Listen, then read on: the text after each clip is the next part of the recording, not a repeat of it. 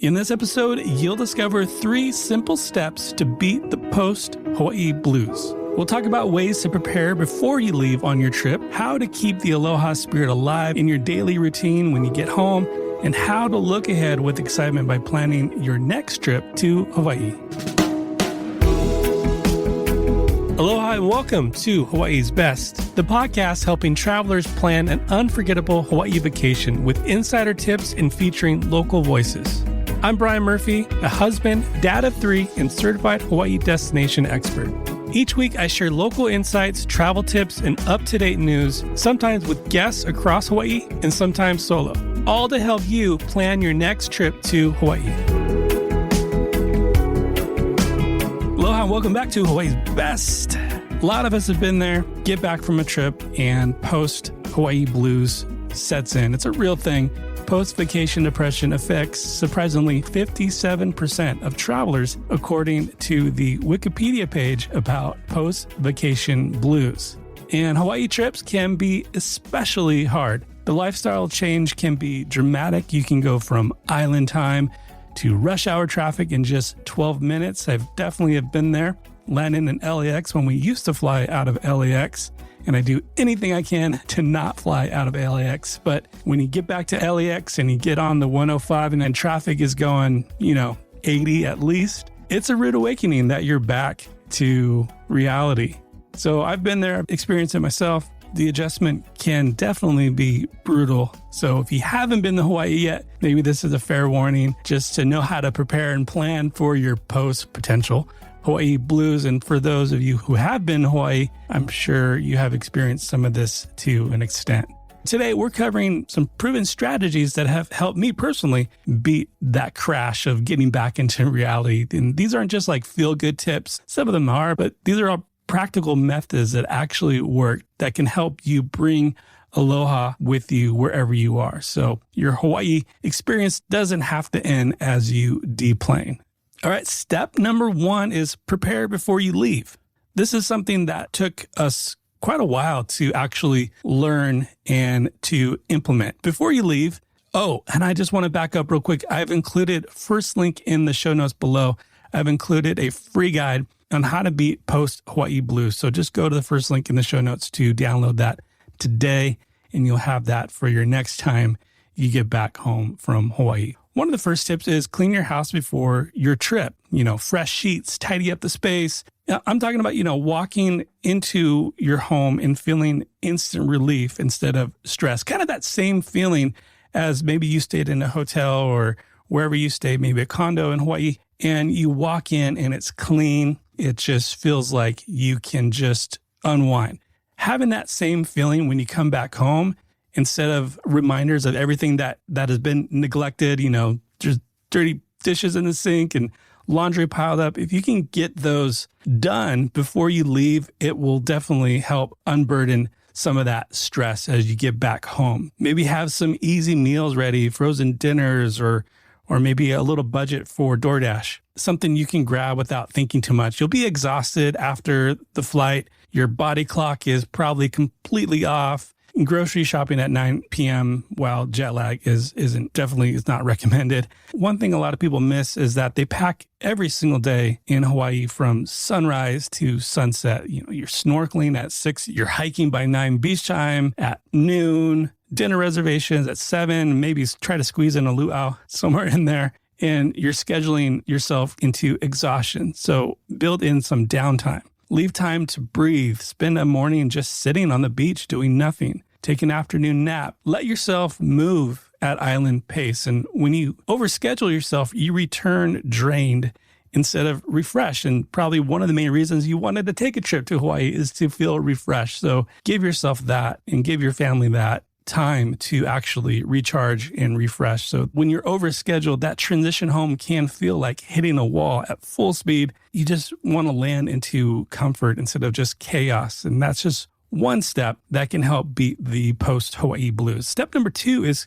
keep the Aloha spirit alive daily. Now, your mindset matters a lot here, and a lot of people fail. I know I have in trying to get back into routine And most travelers think of their trip as like a closed chapter. The second that they board the plane home or get off the plane, it's over, it's done. You're back to reality. And really, that's a misstep. Maybe journal your trip highlights while you're still there, maybe on the plane. Write down where you stayed, those hidden spots that you found, the people that you've met, the meal, that sunset that just made it incredible, that time with the family. Do that. Write it down, jot it down, or maybe just go through your camera roll, maybe on the plane or when you get home. That really helps shift your brain. And it's no longer, the trip is over. It becomes the trip is now a part of you. It's a part of me. You're not losing Hawaii. You're carrying it forward. It's a memory that you can take forever in your life. You could take that forever, wherever you go. Another tip is, as much as you can, slow your pace at home. At least those next few days as you get back home, this is critical. Think about the routines that you had while you were on island. Maybe you were just sipping coffee instead of just chugging it as, part of your routine. Take time to savor, take long walks without your phone. Those things that you felt in Hawaii recharged you. Those are some things that you can carry back home with you as well. And obviously, you're not going to be able to create Hawaii perfectly, and that's really impossible. You're carrying that slower rhythm into your daily routine. 5 minutes of intentional slowness can really change your entire morning. Another little tip is creating a countdown to your next trip, even if it's, a year away or 2 years away, or having that date circled or as a countdown. Sometimes I have that on my phone, like a countdown to an important date, and I can see it on my lock screen. Just helps create excitement. And if you can, just book the trip as soon as you can. Having those confirmation emails in your inbox flips your mindset from it's over to I got to go back. But if you can't book right away, totally understand. Most people aren't able to book right away. But maybe start planning. Have fun browsing through flights, maybe looking at hotel options, new places you want to try, new experiences, and you want to create. Even just thinking about these possibilities creates some of that spark of anticipation you felt before your last trip. And maybe stay connected through this podcast. I have over 170 episodes of travel tips, island guides, local business conversations. If you're missing Hawaii, throw on an old episode while cooking, commuting, walking, wherever you're doing. And it's a simple way to keep Aloha in your daily routine. And really, that's why I started this podcast and Hawaii's Best, the blog and the social media and the whole thing was I was missing Hawaii and I wanted to bring Hawaii back home with me as much as I can. And it's turned into this really cool platform and opportunity to have conversations with amazing people in Hawaii. So go back, listen to some of those episodes and just hit follow on Apple or Spotify, and you'll stay up to date as I release future episodes as well. And through that, listening to some of those old episodes, you'll get to hear local businesses. And I hope that will inspire you to support local while you're at home. There's so many ways that you can do that, be it ordering local. Maybe it's we order from Hawaiian Bath and Body. We've had them on the podcast actually. And, we love their soaps and you get that smell from the islands and it just kind of really brings Hawaii back home. Another big way that has helped me is just music. It's streaming Hawaiian radio stations. And, you can do that right on iHeartRadio. There are many stations streaming right there as I'm pulling up on my app right now. Some of them I'm subscribed to are, so you can hear it playing as soon as I open the app. So I am subscribed to Hawaii no Ko'oi, which is 99.1. Hawaiian Style Band right there, Rhythm of the Ocean. Let's give you my stations I have right here. Onipa'a, which is 105.1. Island 98.5. You get the idea. It's a great way to just stay connected with what's going on in Hawaii. I also created a Spotify playlist of some of my favorite Slaki and local artists from Israel Kamaka'iwole to, island reggae and anything in between. It's a great playlist. I often play it just to get those Hawaii vibes.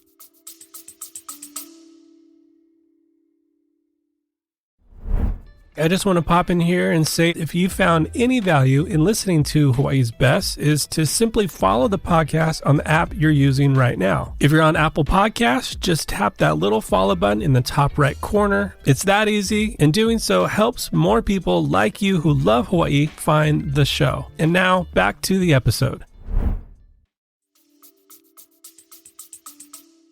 Another tip is maybe change your physical space. Maybe hang that lei that you got from your trip. I have a lei po'o that one of my daughters had, and I have that hanging in my office. add art pieces around the house that just kind of remind you of Hawaii. Local online stores like NoHo Homes, we've had on the podcast as well, and Soha Living. Those are a couple spots that you can go to online and maybe get an item or two that reminds you of Hawaii. It's a nice way to have something in your physical space that reminds you of your trip. You're just wanting to create visual reminders that connect you back to your time in Hawaii. So every time you look at that photo or you look at that art piece, you're just reminded of your trip. Another tip is just find Aloha where you live. You don't need to be on the islands to feel connected. Maybe play tourist in your own town. Try a restaurant that you've never been to. Check out a local trail. Visit landmarks that people travel to your area to see.